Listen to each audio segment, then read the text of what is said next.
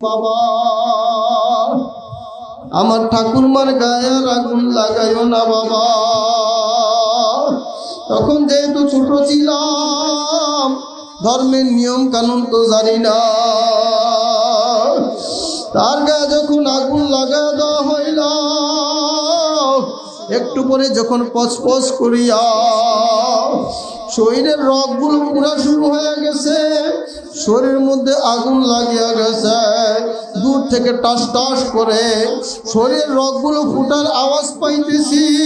আগুনের তেজ যখন দাও দাও করিয়া বাড়িয়া গেল, আস্তে আস্তে তাকায় দেখি তার গায়ের কাপড়টা পুড়িয়া ছাই হয়ে গেছে, পুরাটা দেহ একেবারে উলঙ্গ অবস্থায়। পাশে আমার বাবা, আমার কাকা সহ অনেক পুরুষ লোক দাঁড়ায় রয়েছে।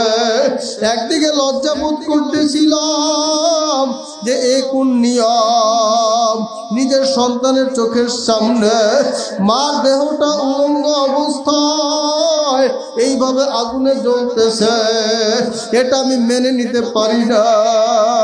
চিন্তা করলাম একদিন যখন আমার মা মারা যাবে, আমার মাকেও তো এইভাবে আগুনে পুরা দেওয়া হবে। আমি ছেলে হইয়া কিভাবে আমার মায়ের মুখে আগুন দেব?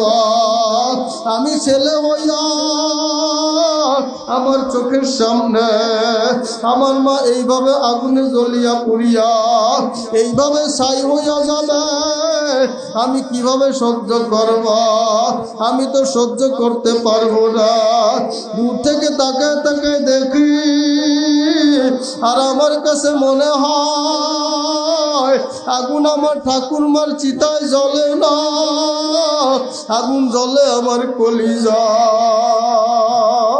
দুই চোখের দিয়া দরদরে পানি বের হওয়া শুরু হয়ে গেছে, চোখের পানি আটকাইতে পারি না, হাউমাউ করিয়া কান্না শুরু করিয়া দিলাম।